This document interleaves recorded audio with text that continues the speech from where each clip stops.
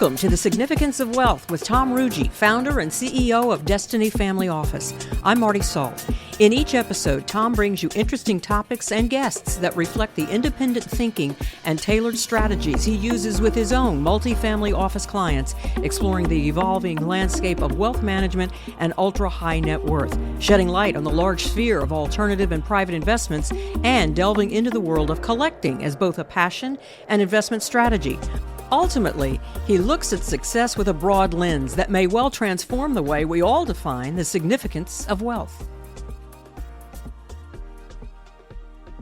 Welcome to this month's Significance of Wealth podcast. Today, my guest is Barry Meisel, President and COO of MeiGray Group. The big topic of discussion is Barry, who is a pioneer in photo matching, has authenticated what is going to be perhaps the most iconic Babe Ruth jersey ever presented to auction. This jersey is expected to sell for upwards of $30 million, which would smash the current record for any sports collectibles item sold. Before we get into that, I'd like to welcome Barry and ask him to provide us with a background of an amazing career that he has had up to this point. Hi, Tom. Thanks for having me. Yeah, MeiGray was founded in 1997. I was a game-worn jersey collector in the prehistoric days of this industry. Back then, nobody was photo matching. The authentication was more chain of custody, provenance, belief that something was real based on storytelling and a basic look at the item itself. I came into this thinking that the hobby, which was growing in the mid-90s, and I began collecting in the late 70s, really got into it in the 80s, and was one of these collectors who said, for the value of these items, for the scarcity of these items, it should not be a needle in the haystack to be able to conclusively prove that these items were real. In the early days, I was met with, well, how do you know, you'll never be able to find a photo of the exact item. But I was saying, wait a second, if these things are so coveted and so valuable because they're scarce, if a player only wore 2 jerseys a year, and that's why the value is there, why shouldn't you be able to prove they're real if you did comprehensive research? So MeiGray's approach, starting in 1997 when we were formed, was to do this level of authentication and attempt to prove these rare items were real. We got helped very much by the internet, which made reference materials much more available. The digital age changed everything as far as quality of media. And I would like to say, it took us 25, 27 years to become an overnight success, which is the age-old story when it finally clicks. I was going to say, that's how it always works, right? Yeah. It seems so easy. Right. So before we get into the particulars on the Ruth jersey, can you provide a little bit of a detailed explanation of what photo matching really is? Sure. We joke a lot at MeiGray that it's not rocket science, but we're seen as these forensic scientists of these coveted items. But it's conclusively proving that the item in question, whether it's the jersey Babe Ruth was wearing when he called the shot, or the jersey Joe Namath wore when he led the Jets in Super Bowl III, that the relic being offered is the exact item, because we believe that no 2 items are alike, and it's not unlike a fingerprint. So it is our belief. We start with the premise that no 2 jerseys are alike. So if we can show the elements of the artifact, the properties of the artifact, and prove it's the actual artifact, it will show up in a photograph or a video of which we'll gain a screenshot. So photo matching is literally matching the exact item due to its properties to a photo of the player using that item. Can you further give an example? Again, you can use the Babe Ruth jersey, but I agree. Like when I think about it, it is kind of like a fingerprint. But can you give an example of how a photo compared to the actual jersey could provide that sound authentication? Well, let's start with our everyday lives. You buy a shirt in a store and wear it 7 times, its properties change. You may get a little tear in a collar. You may get a thread you may get an imperfection. It may wear a little differently than another if you bought two of the same polo shirts. And if you look at those two polo shirts, if the polo shirt has an emblem on it, or in the case of sports artifacts, every team puts names, numbers, logos on the shirts, and back in the day they were hand sewn on. Even with machine sewing now, machines don't sew everything exactly. So the artifact itself will contain properties different from the next artifact. Getting into the Ruth jersey, which I know we'll handle that in depth, it was common for a team to order two or three jerseys for a player in a given year. But each jersey had the player's name stitched in to the collar. It had the year stitched into the hem. It had tags sewn in, company tagging. And so if you research photos from every game Ruth played that year in a given year, and you had enough video and photographic evidence to show the two or three different jerseys he wore that year, you'll see differences. Maybe the N in New York doesn't lie as flat next to a button. For home pinstripes, the NY is placed on the pinstripe, so it's not always resting in the same place. And when you really dig down and look at the garment itself and all of the features of the garment, you find that no two alike. So when you reference a player playing in a number of games and you can see what he wore in the different games and you could see the discrepancies or the differences in the jerseys, you can focus in on, did he wear this garment in this game in this year, et cetera, et cetera. That's what we do. Yeah, it makes sense. So when this seems to have become, like you said, kind of an overnight success, and Barry, I'll give you a quick example.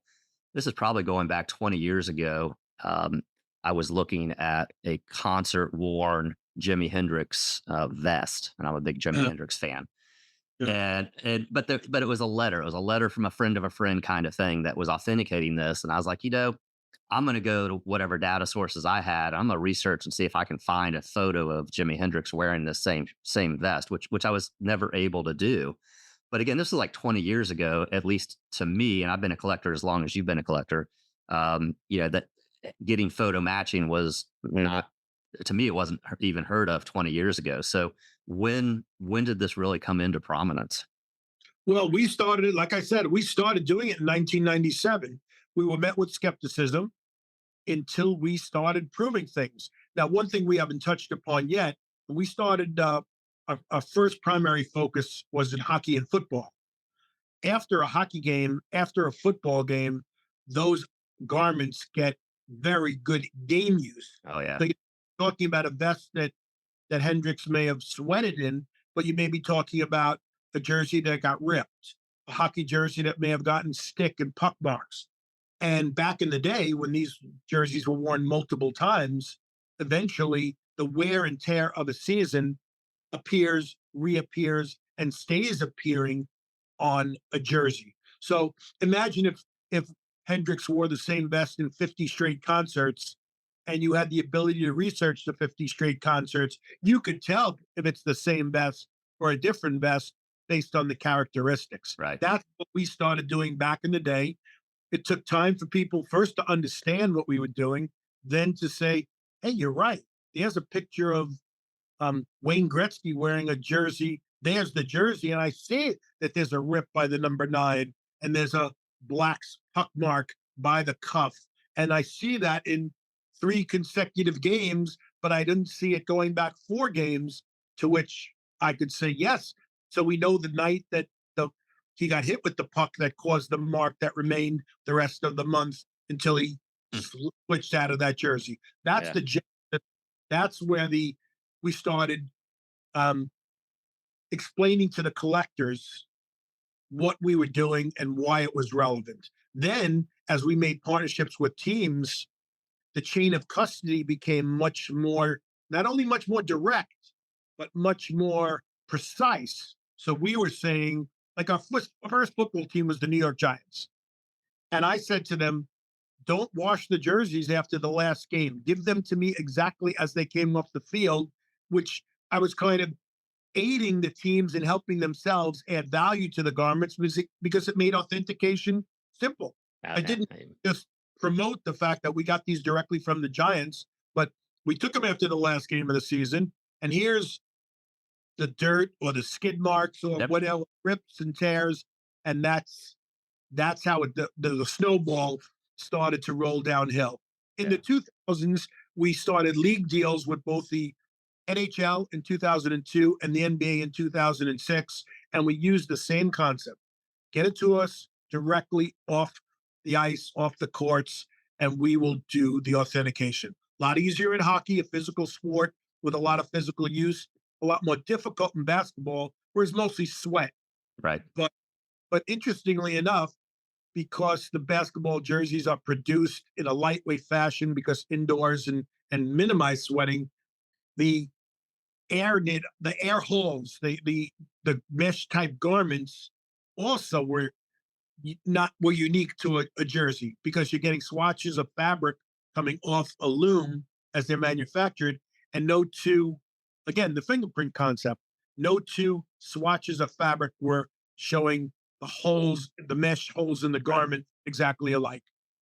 Same concept, and it started to roll downhill and become accepted in the industry when we started those lease programs in the early 2000s. Yeah. Makes sense. Interesting question to me. I saw at a recent auction that there was a game used, authenticated with the proper paperwork, etc. But when it talked about the photo match, it said that it is a likely photo match, but because of the granularity of the photos that they had access to, it couldn't be proven beyond any benefit of the doubt that it is conclusively from that particular game or whatever. Um, to me, it either is authenticated by the photo or it's not authenticated by the photo, and I'm not. To me, it kind of blurs the line in between. Just curious as to your take on that. I totally agree with you, Tom. Look, I'm not going to criticize competitors. I'm not going to state anything about others' requirements and their uh, lines in the sand. But to MeiGray, a photo match is conclusive proof that the item in your hand, in your collection, is matched to the photograph that's provided. That's photo matching authentication. That's what we do. Now, the reality is that sometimes you can't conclusively prove. I would never, and MeiGray doesn't say likely photo match. We have described the inability to photo match an item due to the quality of the media and the inability to prove because of uh, the absence of a slam dunk photo. But likely photo match is not a photo match. I agree with you. It Yeah. either or it doesn't. So we'll segue off that and let's talk about the Ruth jersey for a bit. This jersey is going to be offered in late August by Heritage Auction House, one of my favorite auction houses to work with. And the jersey is the Babe Ruth jersey from the famed called his shot 1932 World Series against the Cubs. And so, for those of you that don't know this, apparently he goes up to bat, he points out to center field, and then subsequently hits a home run to the exact point that the exact place that he had pointed to. And there's been arguments back and forth of was that really what he was doing or not, but nonetheless, it's created in baseball folklore this really iconic moment dating back almost 100 years ago. And I could give a lot more background on the significance of the game and the significance of this jersey, but I'd much rather hear it from you. And so I just have at it. Let's tell us about this jersey that I'm looking forward to seeing in person at the national convention coming up this July. Yeah. So when Heritage came to us, this jersey had been authenticated before by others and had been uh, authenticated as a Ruth World Series jersey. It was not authenticated to the 1932 World Series, and it was not authenticated to the called shot, which was the final game in Chicago. I think it was game 4. And that was our charge. And as opposed to 20 years ago, 15 years ago, coming up with the skills, the reference material, the time, and the research to both prove that there was quality media to match it to the event, to also differentiate, as we talked earlier about, two jerseys would not be exactly alike, but if Babe Ruth wore two different jerseys that season, we'd like to know what the other one looked like. Was it exactly the same? Were there discrepancies? So we took apart that almost like on parallel paths. We were able to prove, and we found media, very good quality media, given that it was photos from the 1930s, from both Getty Images through the photographers of the day, a museum in Chicago that had very good quality photos from private photographers and newspaper photographers. And we took all of this media. We went through the 32 season with all available video and photographic evidence to see that Ruth did wear several jerseys that season, and that the properties of the jersey, where the buttons lined up in comparison to the word New York, where the buttons on a jersey lined up in comparison to each other. You can, with a quality photo, see that the buttons are 2 inches apart, 1.5 inches apart, and on another jersey, it could be 2.5 inches apart. It's not really difficult to do if you spend time finding the reference material and you have the jersey in front of you. That's another very important fact.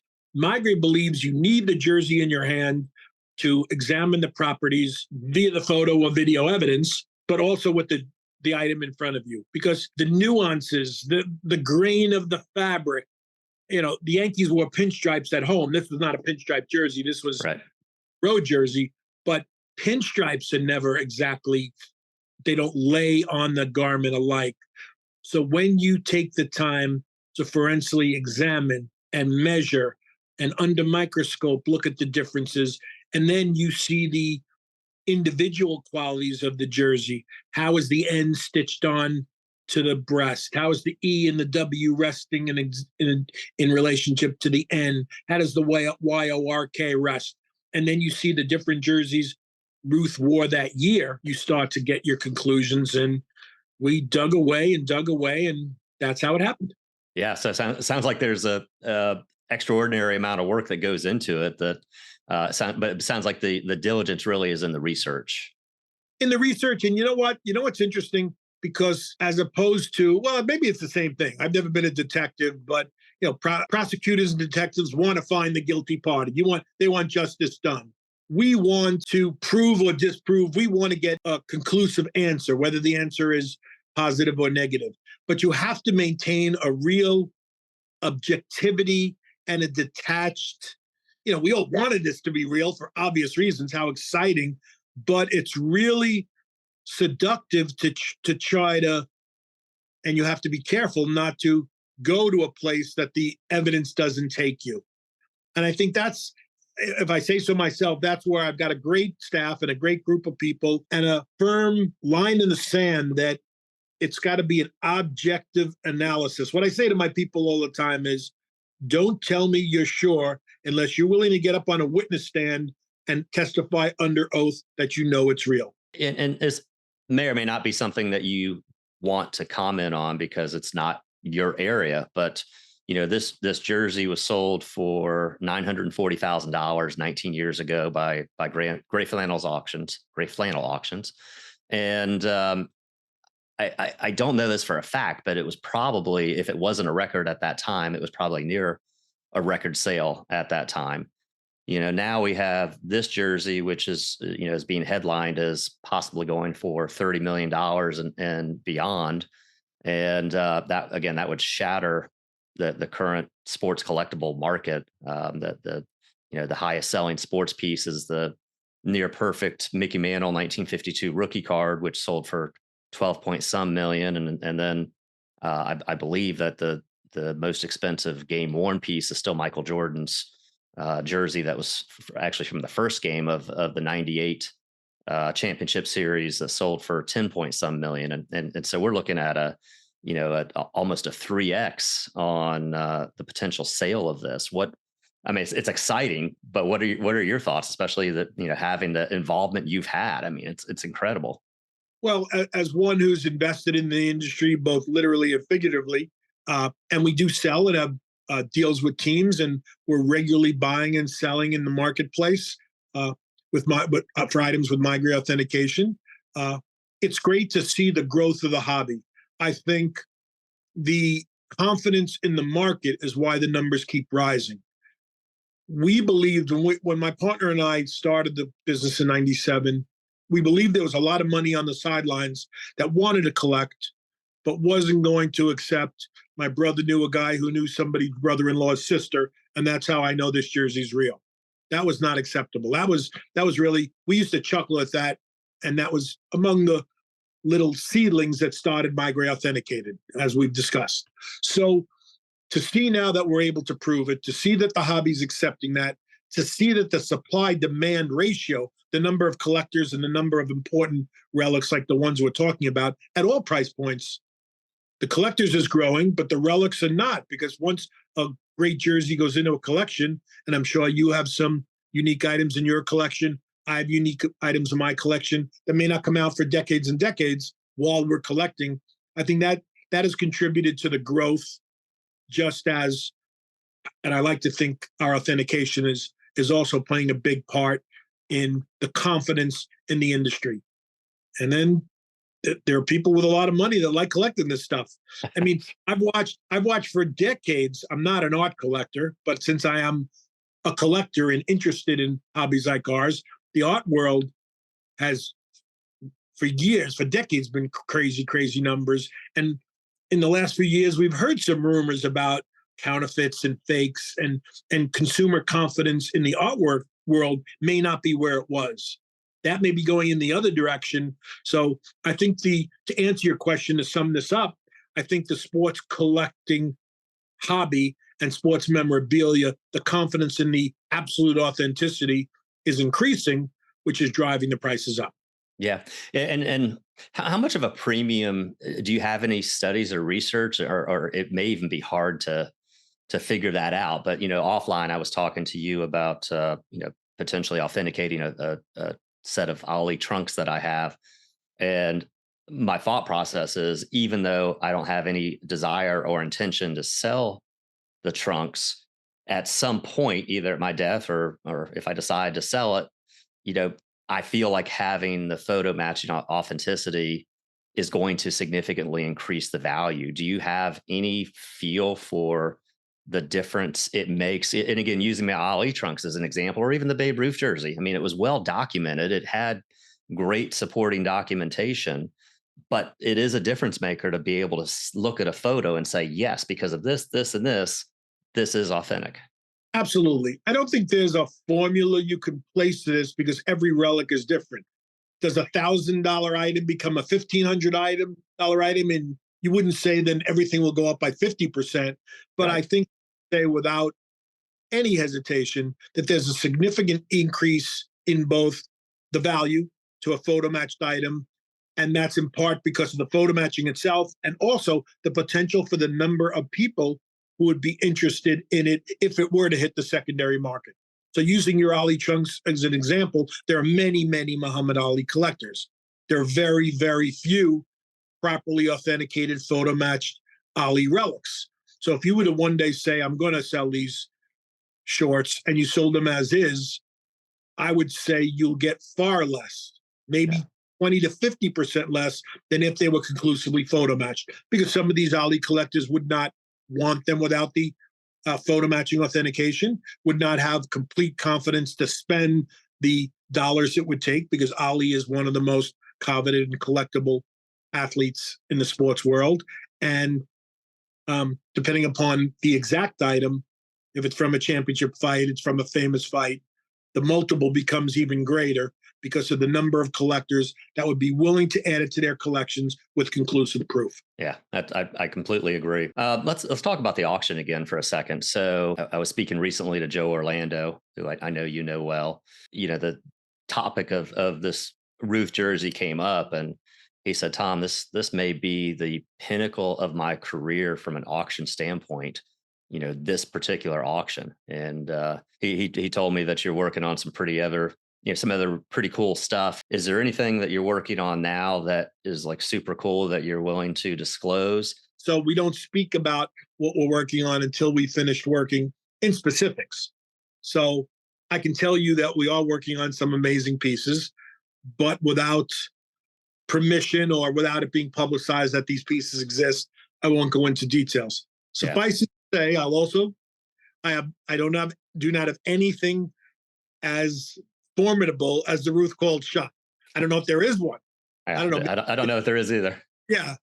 Maybe if Adam and Eve had a baseball game and in the Garden of Eden, I'd photo match the ball. No, but we do have some amazing relics because the publicity of the Ruth called shot work has brought to us. We did do the Jordan that you referenced for the 10.1 million. Okay. We've done some of the great hockey items. We are working on some pretty important football jerseys from some of the greatest games in NFL history. Right now, we're working on 3 of those pieces. What's pretty cool is as you do this, and we've been doing it for 27 years, the moment that the item becomes the aha moment, yep, there it is, we're done. That doesn't get old. Yeah. Obviously, with the excitement of the event, it can become greater and greater, but it never gets old when you finish the work and prove the reality. I will tell you, though, just not to douse our flame, but trying to maintain objectivity, there have been some really sad moments when a person thought he had, and we prove, look, here's the shot of the game. Here's your jersey. Here's why it's not real. That's some of the disappointing moments, but it's part of the deal. So one last question, and you talked about this a little bit with some of the things you've done with the NBA and the NHL. Obviously the photo matching is more important, or at least to me, it would seem more important for some of the older relics, because to a point that I think you made earlier, there was a point that nobody really cared about this, or, you'd take a jersey home, or you'd ship a Babe Ruth jersey to the minor leagues so that they had jerseys they could use. And, but now it's become such a collectible, and not to mention so valuable. Is it still important with current athletic, whether it's jerseys or bats or whatnot, because it seems like there's companies in place to authenticate a lot of that for the different leagues, like on spot? Well, it's a great question. As I've said about 1 billion times, because I've been asked 1 billion times, what's the hobby going to be like in 20 years? We don't have a crystal ball. But if you take a forward-thinking view of our hobby, 20 years ago, no one thought we'd be here. 20 years from now, the jersey that Jason Tatum wore in Game 5 when they won the championship is going to be a relic in 20 years.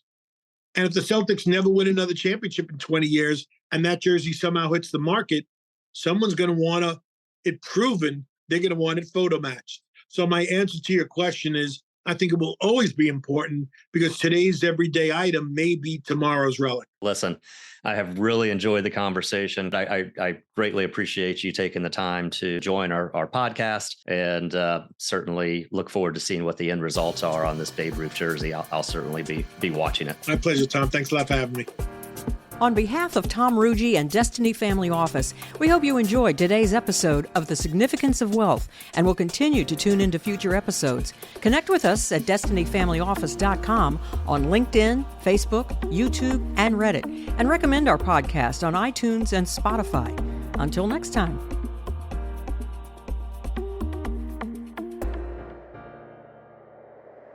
The expressed views, thoughts, and opinions in this episode of The Significance of Wealth belong solely to the host and/or guests, and are not investment recommendations or offers to buy or sell securities or private investments by Destiny Wealth Partners or its affiliates.